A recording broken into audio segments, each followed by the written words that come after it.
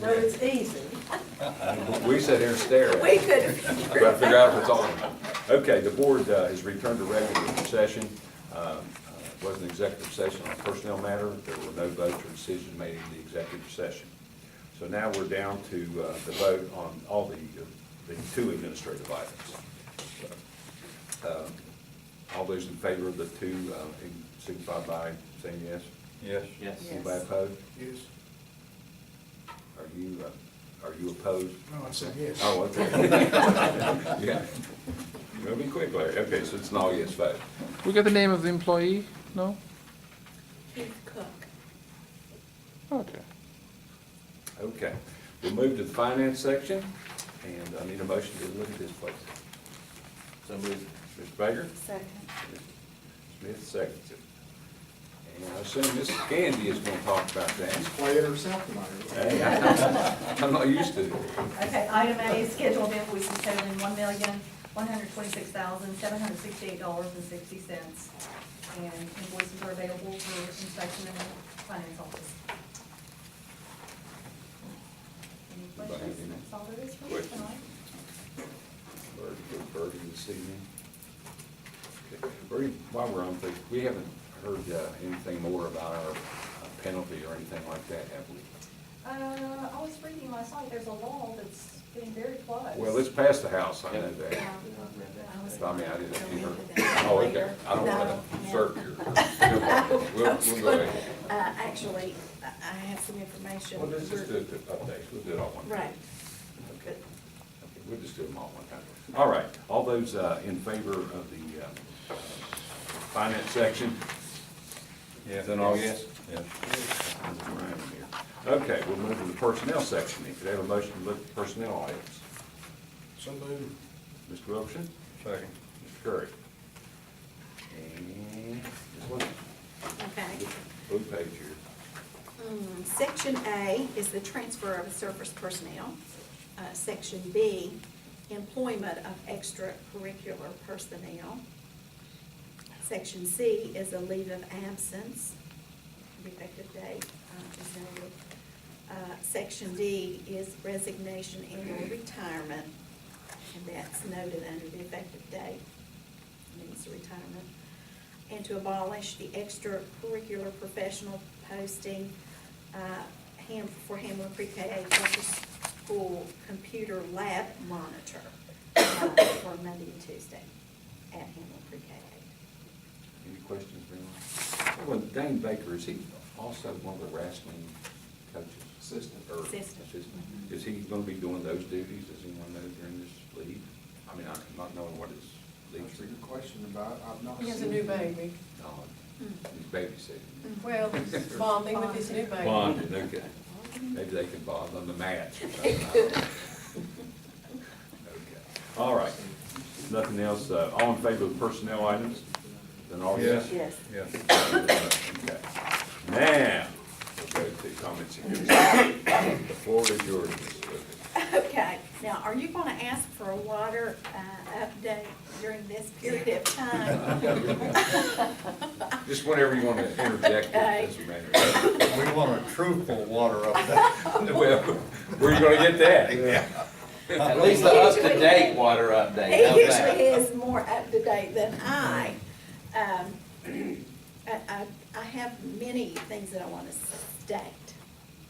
I'm trying to do it in sequential order, as you can see, I've written all over.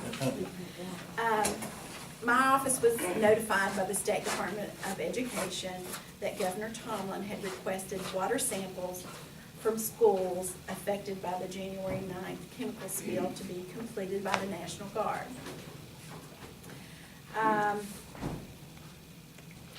The samples were taken on January the 29th, 2014 at Lincoln County High School and Hamlin Pre-K 8. We received via email on January 31st, 2014, a report showing the results of the samples taken. First one, the lab results for Lincoln County High School was showing parts per million. It was at 0.024, requiring reflushing. So the reflushing occurred at Lincoln County High School on Friday night, January the 31st, and again on Monday, February the 3rd. We were advised today by Major General James A. Hoyer with the West Virginia National Guard that the water samples are good at Lincoln County High School because they are at the non-detected level. Now, on January the 31st report for Hamlin Pre-K 8, that report showed that it was at a non-detected level and no reflushing was required. I had received a notification regarding Hamlin Pre-K 8 later in the evening on January 31st, after I had received the information on Lincoln County High School. We then questioned about the Yeager Career Center on February the 1st. They came and sampled the water here. On February the 3rd, via a phone conference that I had with Dr. Ferris, the other county superintendents that had affected water, a liaison from the governor's office, and a gentleman, and I did not catch which agency he was from, but on that phone conference, he told me that the Yeager Career Center was all clear. It was in a non-detected level from the sample. But what I want to state, during this whole entire water crisis, we have been providing alternative menus for both schools and here at the Career Center for our students. No tap water has been used in providing food, nor used in the cleaning of any of the utensils or the school, no kitchen equipment. We have been providing food that does not have to be cooked, and if there needs to be any amount of water, it has been, we have been using the bottled water. We have provided hand sanitizers for the schools, bottled water for the students. Our food service coordinator, Mrs. Angie Pritchard, has worked in conjunction with the West Virginia Department of Ed Nutrition Office to continue guidance regarding the menu and how to make sure that we are providing the food for the students. We are using paper or styrofoam plates and plastic utensils, nothing that would have to be cleaned by the water. Today, Mrs. Pritchard received a phone call from the U.S. Department of Agriculture asking what we have been doing regarding the meals, the breakfast and the lunches.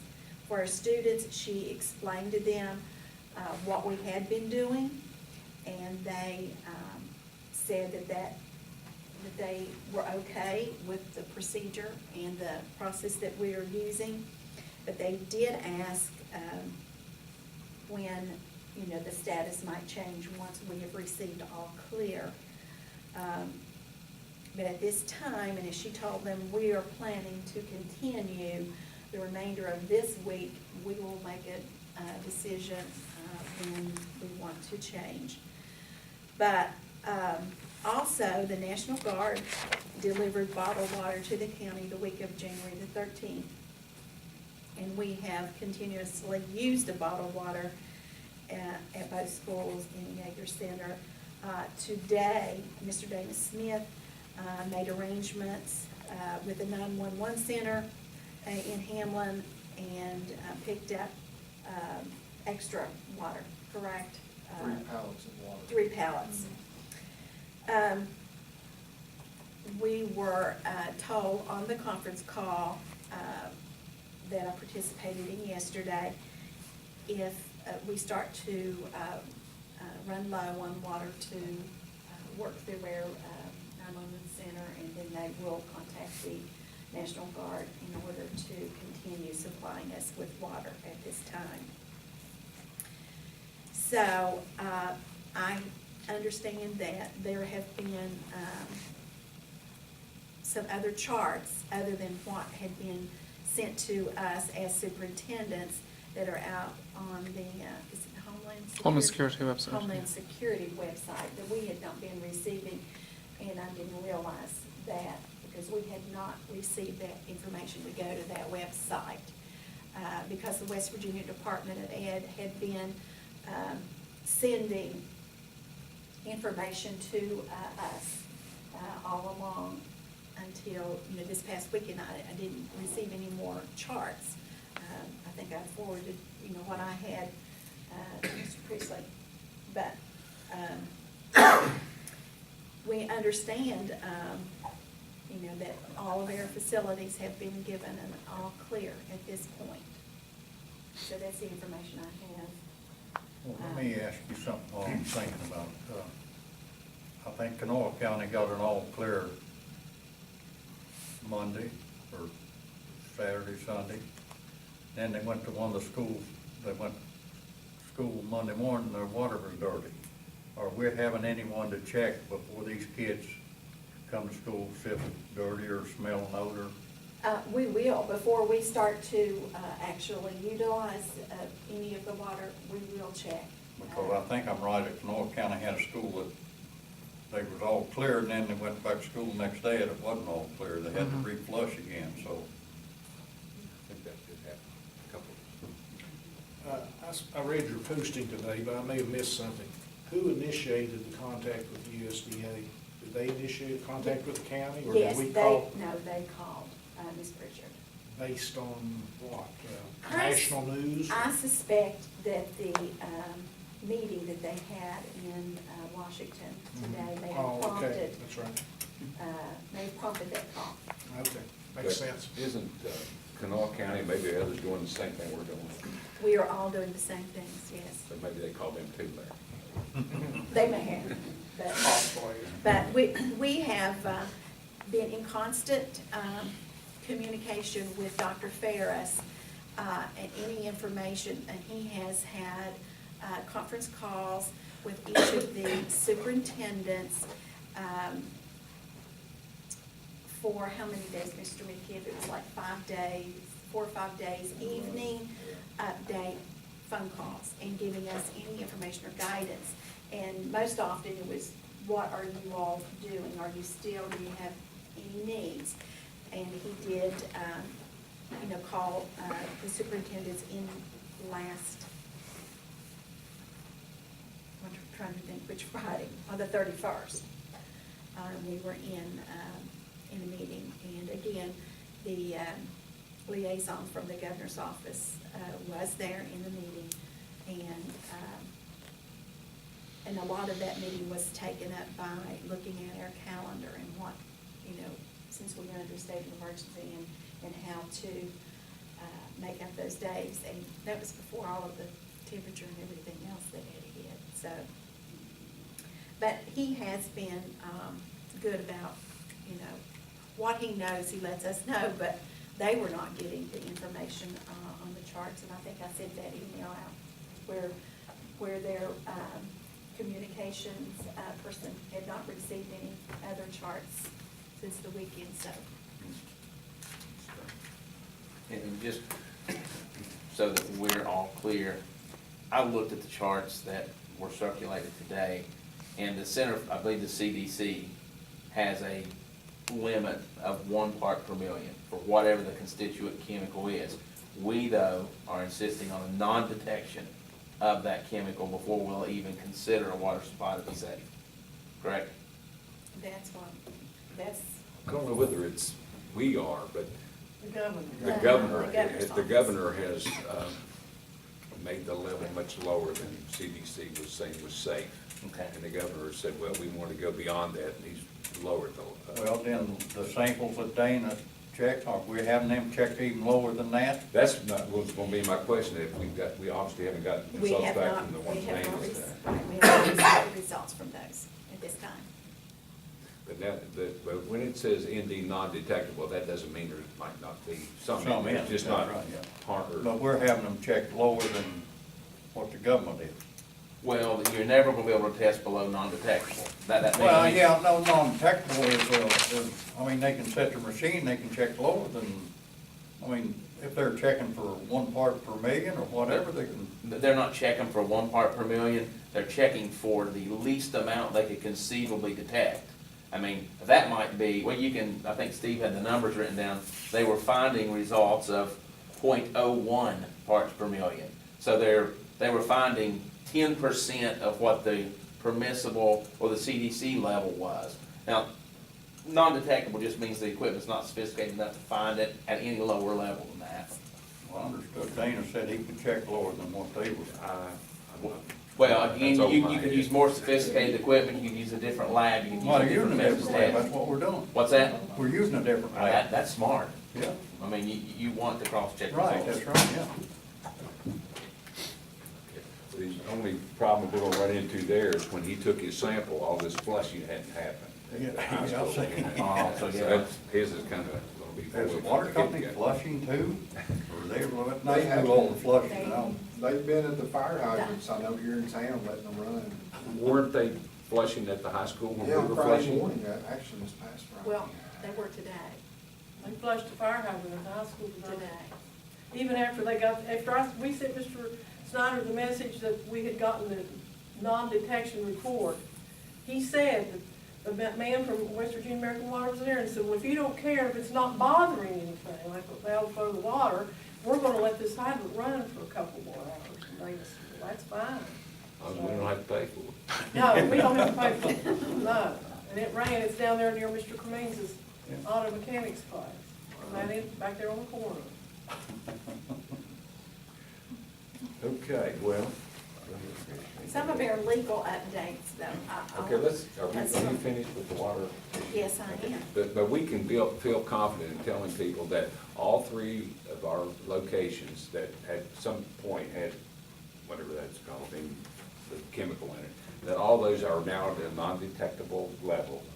And also that our students are not being subjected or around any water in the form of drinking, preparation of food, washing their hands, or anything else. Because, I mean, that's a lot of the rumor mill is that they're doing it, but that's true, that they aren't around the water at all unless they purposely take the faucet off and touch it. That's correct. At any of the affected schools. Right, and Brenda, did you send out a phone message this evening for the LCHS? Yeah, I sent a message home to all parents this evening to give them an update, letting them know that we'd gotten clearance on the water there, that we had several samples, but that we were continuing to use bottled water for drinking and food preparation at least through Friday. That was the words I used, at least through Friday. And then, Very good. I think that's, because we had promised them in our last message we'd update them, so. well, I think obviously, safety is our We've never concern. had one We've done call. everything we can. Not one call has come to our office. I think that's Concern really from a parent. helped. You're keeping them informed, and I think that's really. And I guess they know their kids, except for the days we've been out of school for snow, they know they've got plenty of water. Yeah. It's sitting, plenty of water. Well, I think by providing information and letting people know exactly, same things we know, that eases some of their concerns, and they realize that's good. Thanks. Okay. Miss Gandy, now, you got the same email that I got from Joe Panetta. Do you want to Or have you had time to? I briefly read through it this afternoon, where it's talking about the discount going from 5% to 4%. Is that in that email also? Yeah. No. I don't even know about that one. Well, I didn't know if. And I didn't really read the progress of the bill enough to Okay. really discuss it. Well, it's other in than- it's in the Senate, right? That's the House. Mhm. And, of course, if you're not ready to discuss that, then with them, or if you want to take time to read it. Let me just, I know we're gonna have to, go into Yes, we have executive to. session, and part of it is regarding this, so. Regarding the pay Okay, as to how to move forward on that. Oh, okay. I was gonna share that with you all. I just got that.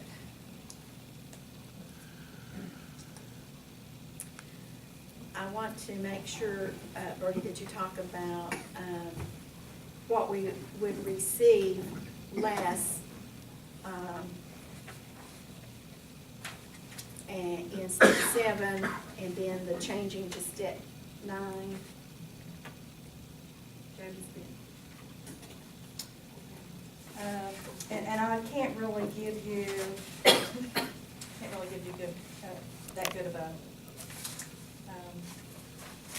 discussion on this yet. Okay. Other than to say that the local share calculations, they do assess values and run it through the tax rate, and you're gonna get X dollars. And then from that X dollars, they do an allowance of 5%. Okay, so they're wanting to change that 5% allowance for uncollectibles and various miscellaneous reasons that people don't pay. So if they change that from 5% to 4%, then the county is losing 1%. They're gonna have to kick in another percent in the local share calculations.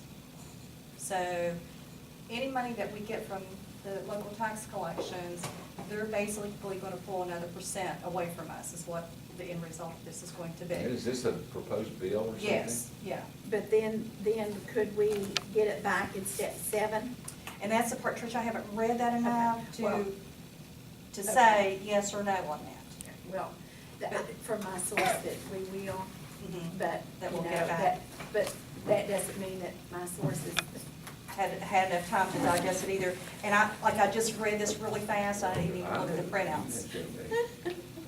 But, I skimmed through it real fast, but it seems like Joe Panetta's not for doing this, changing it from 5% to 4%.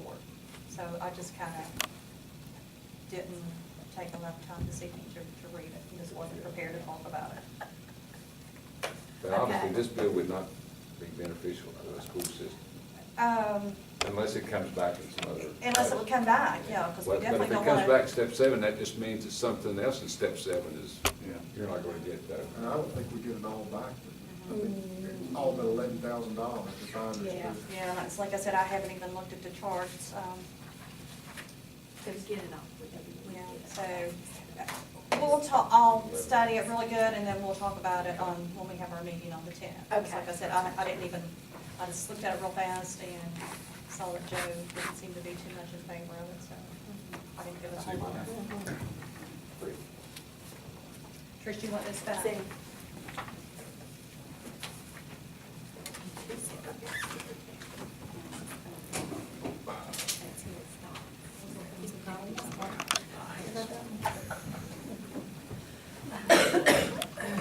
Okay. I'll share this with you all, so you see. Okay, those gentlemen are reading the letter, I think. So, okay, Trish, anything else? No, the others that we would need to go into executive session to discuss personnel. Anybody on the board have any other issue that you want to comment or talk about before we act on that? Bring it back. Go back, okay. All right, that being the case, need a motion to go into executive session for personnel legal update. And I'll say that here. Yep. Second.